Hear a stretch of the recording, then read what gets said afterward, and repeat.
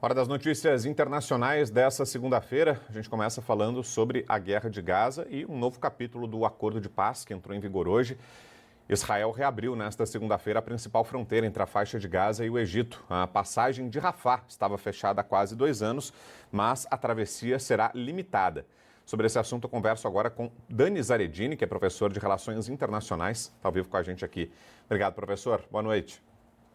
Boa noite, Vitor. Prazer é todo meu. Professor, explica para a gente, significa essa reabertura da faixa da passagem de Rafah um passo em direção à paz? Significa que o acordo, o cessar-fogo, está mantido, está de pé, apesar das ameaças que havia, apesar de Israel, inclusive, estar mantendo os bombardeios? Significa que o acordo de paz segue inalterado ou não? Ainda há risco de que isso se rompa em algum momento, professor? Sempre é muito delicado, né, toda essa situação. O que significa a reabertura da passagem de Rafah? Significa que a segunda fase desse acordo, né, que pode virar ali na frente, né, uma paz mais duradoura para israelenses e para palestinos, ela está sendo, de certa forma, implementada. Então, com a entrega de todos os reféns vivos e com todos os reféns também que estavam mortos em Gaza para Israel, iniciou-se a segunda fase. E a segunda fase, ela gera dois desafios grandes. O primeiro deles é abrir justamente a passagem de Rafah. Rafah é uma cidade muito importante, né, na história do mundo oriental, da Palestina, é a porta de entrada, né, daquela área pelo Egito, é um porto seco, né, que a Autoridade Nacional Palestina tinha, e que ela vai viver vários momentos de abertura e fechamento, abertura e fechamento. Em 2007, quando o Hamas toma conta da faixa de Gaza, ele vai ser bloqueado, aquela passagem vai ser bloqueada, em alguns momentos ela reabre novamente, e bem como você colocou, logo que acontecem os ataques, né, do dia 7 de outubro de 2023, do Hamas contra Israel, 9 meses depois, fecha-se então a passagem de Rafah.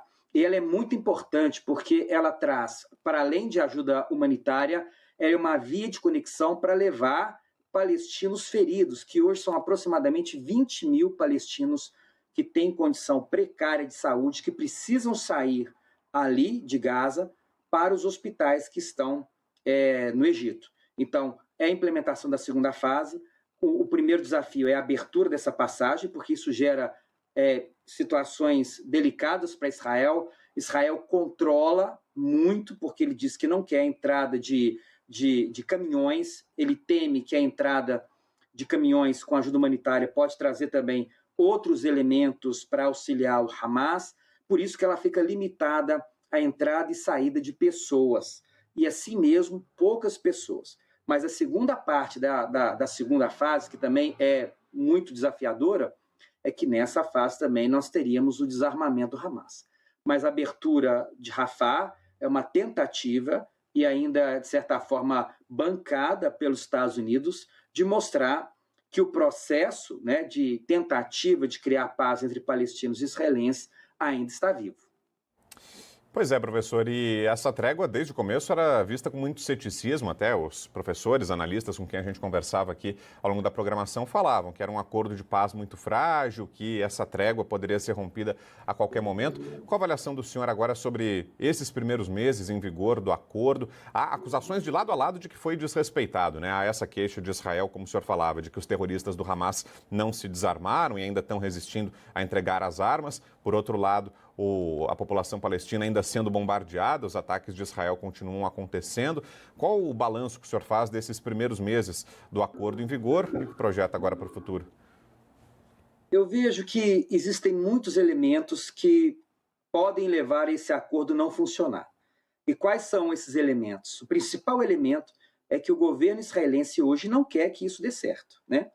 O atual governo israelense, ele quer o fim da Autoridade Nacional Palestina, ele quer ocupar a faixa de Gaza, ele quer ocupar, de fato, né, a Cisjordânia e Jerusalém Oriental. Então, o governo Netanyahu, ele quer o colapso, né, da Autoridade Nacional Palestina para que eles possam, então, avançar sobre esse território. Esse já é um projeto antigo do Netanyahu.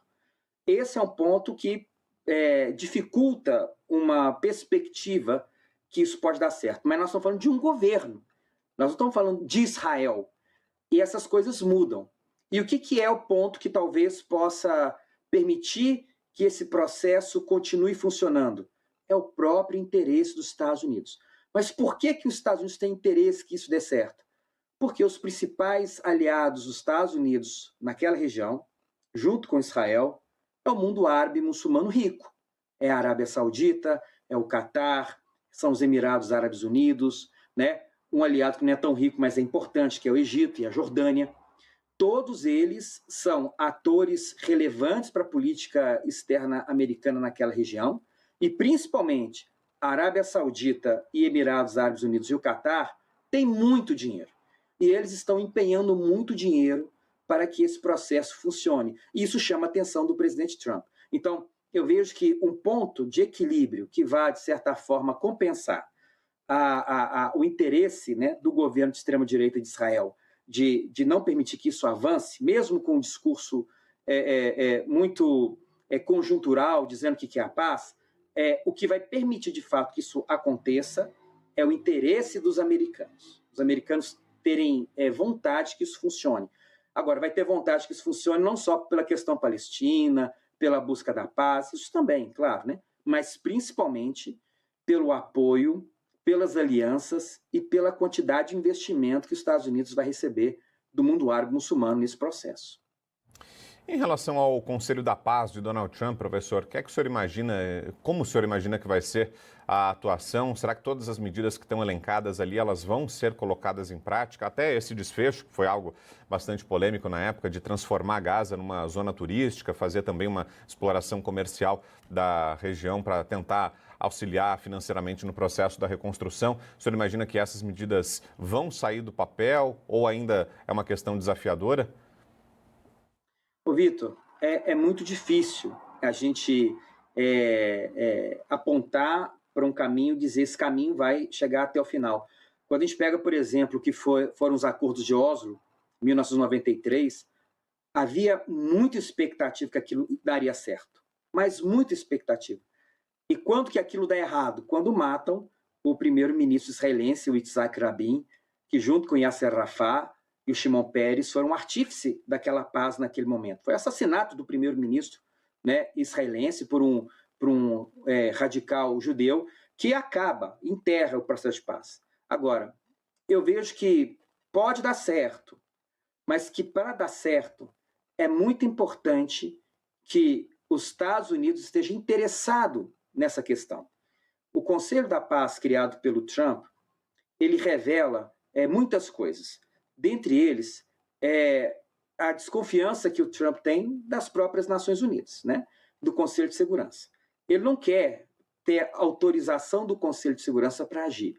Ele quer ter autoridade, autonomia, junto com parceiros que ele avalia que são importantes para aquele processo. Então, ele escolhe quem são os parceiros, ele faz convite, ele retira quem não quer. Chamou o Canadá, após o discurso do primeiro-ministro canadense, que, de certa forma, criticou a política do Trump com seus aliados, ele desconvida o primeiro-ministro canadense, ele convida o Brasil, ele convida a Rússia, convida a Ucrânia. Ali tem um papel político muito forte, né? Então, eu vejo que ele tenta trazer esses aliados ou potenciais aliados para criar condições onde ele tenha autoridade e autonomia para tomar aquelas decisões que ele avalia que é mais importante para aquela região, que está muito atrelado àquele ponto que você comentou, transformar Gaza em um polo de desenvolvimento econômico, imobiliário, hoteleiro, porque ele é desse ramo, né?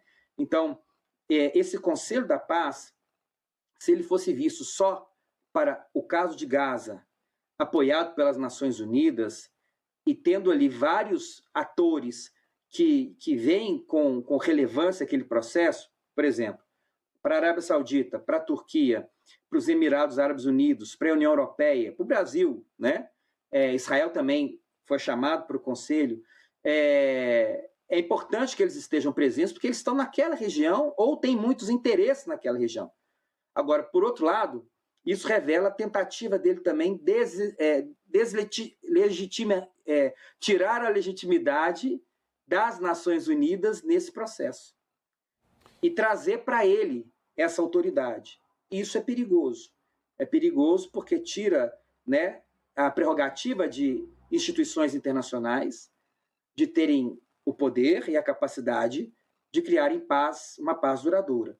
Mas, como dizem em situações difíceis, é o que temos para hoje. Aquela situação muito difícil para palestinos, principalmente, para israelenses também.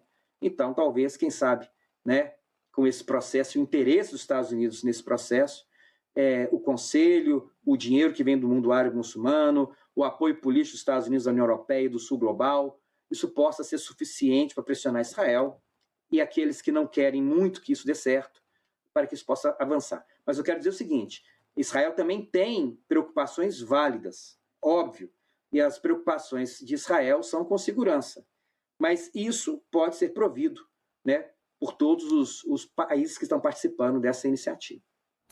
E, professor, qual a situação hoje da faixa de Gaza, passados todos esses anos de conflito? Israel diz que as principais lideranças do Hamas foram mortas, né? Não necessariamente nesse intervalo de tempo, mas aos poucos foi havendo a aniquilação, né, do grupo terrorista, as principais células desmembradas, né, as principais lideranças mortas. Hoje o Hamas ainda tem o domínio da faixa de Gaza, a população palestina está sob o comando dos terroristas ou não? Qual é a situação? E o Hamas, de fato, perdeu tanto poder assim ou ainda representa uma ameaça? Muito debilitado, perdeu muito poder, porque as principais lideranças, as lideranças mais velhas, as mais experientes, elas foram todas mortas, praticamente todas mortas. E além disso, a infraestrutura do grupo, principalmente de lançamento de foguetes, de túneis, de armamento, ela foi muito destruída. E não só isso, né? A faixa de Gaza hoje, nós podemos dizer que 95% a 90% da faixa de Gaza está completamente destruída. Mas qual que é o problema, Vitor? O problema agora não é só o Hamas. O problema é que com mais de 71 mil mortes em Gaza, nesse período da guerra, e como a condição humanitária hoje, que é desesperadora, a passagem de Rafah, ela deveria ser aberta para entrar de ajuda humanitária. Não está entrando ajuda humanitária suficiente ali. Isso gera um sentimento na população de muita revolta, né? Então, se não for o Hamas agora, se persiste um sentimento de revolta, de injustiça pelas condições desumanas que eles vivem ali, qualquer grupo mais radical palestino que surgir vai ter aderência. Por isso que é tão importante um processo de paz que possa aliviar o sofrimento. Uma paz de verdade, uma paz duradoura tem que dar dignidade, tem que dar condição de vida e trabalho para mais de 2.400.000 pessoas. Então, o Hamas hoje, ele é um problema? Ele é um problema. Por quê? Porque nós temos mais de 15 mil operativos do Hamas ainda ali dentro. Eles estão armados com armas automáticas, AK-47, armas de repetição. Hoje não mais com tantos foguetes, mas isso é um problema. Agora, como que você desarma um grupo como o Hamas, né? É necessário, então, muita diplomacia, muitas garantias para os palestinos e muitas garantias para os israelenses. E qual vai ser o próprio papel do Hamas, que dirigiu a faixa de Gaza desde 2007? Então, eles têm, vamos dizer assim, muito controle, né, de toda a rede social, a rede política, a rede econômica. Mas, no geral, algumas pesquisas que foram feitas em Gaza já revelaram que a população também não suporta mais o Hamas. Mas qual a alternativa que eles têm? Bombardeio de Israel, perseguição do Hamas, sobrou o que para os palestinos que vivem em Gaza? Então é uma condição, de fato, muito difícil. É isso, tudo ainda muito grave, muito preocupante, né? Longe de estar resolvida a situação. Vamos seguir acompanhando. Professor, obrigado pela presença aqui, pelas informações e uma boa noite. Eu que agradeço. Uma boa noite, Vitor. Até mais.